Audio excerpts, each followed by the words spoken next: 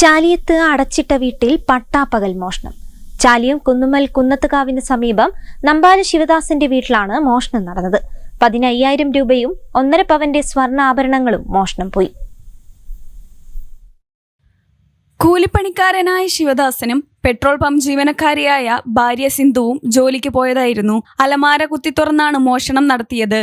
ശനിയാഴ്ച രാവിലെ 11 മണിയോടുകൂടി വീട്ടിലെത്തിയ ശിവദാസന്റെ മകനെ കണ്ട കള്ളൻ തന്ത്രപൂർവ്വം ബൈക്കിൽ കടന്നുകളയുകയായിരുന്നു.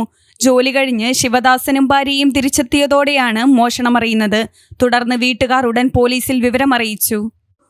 ഞാനും ഭാര്യയും ജോലിക്ക് പോയതായിരുന്നു. ഒരു 8:45 ചെറിയ മകൻ ട്യൂഷനും പോയി. വലിയ മകൻ കളിക്കാൻ പോയി വന്നപ്പോൾ ആണ് വീട്ടിൽ അടുക്കള ഭാഗത്ത് ഒരാൾ നിൽക്കുന്നത് കണ്ടത്.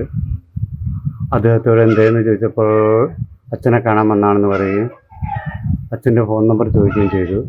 അങ്ങനെ അദ്ദേഹം മകൻ ഫോൺ നമ്പർ കൊടുക്കുകയും എന്നെ വിളിക്കുകയും ചെയ്തു. എന്നെ വിളിച്ചിട്ട് അയാൾ പറഞ്ഞു, എനിക്ക് വീട്ടിൽ സ്വല്പം ജോലിയുണ്ട്, അതിനുവേണ്ടി വിളിച്ചാണെന്ന് പറഞ്ഞു. അപ്പോൾ ഞാൻ ആരാണെന്ന് ചോദിച്ചപ്പോൾ എൻ്റെ ഒരു സ്നേഹിതൻ പറഞ്ഞതാണ്, നിങ്ങളെ പണിക്ക് വേണ്ടി പറഞ്ഞതാണെന്ന് പറഞ്ഞു.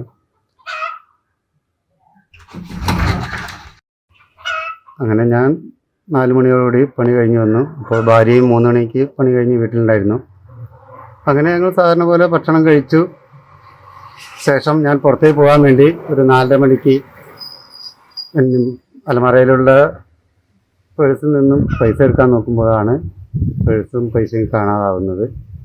അങ്ങനെ ആ ഭാഗം മുഴുവൻ തിരയുകയും പൈസ കണ്ടെത്താനാവുകയും ചെയ്തില്ല.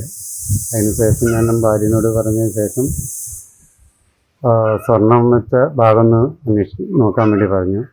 സ്വർണം വെച്ച ഭാഗത്ത് അന്വേഷിച്ചപ്പോൾ നോക്കിയപ്പോൾ സ്വർണവും കാണാതായി. Feroke police inspector R Sajeev, sub inspector Anoop Stephen, Kadalundi 8 post SI TP Saji എന്നിവരും ഫിംഗർ പ്രിന്റ് സർച്ചർ അമീറുൽ ഹസന്റെ നേതൃത്വത്തിലുള്ള സംഘമായ വിരലടയാള വിദഗ്ധരും ഡോഗ് സ്ക്വാഡും സ്ഥലത്തെത്തി അന്വേഷണം നടത്തി. News bureau, Chaliyam.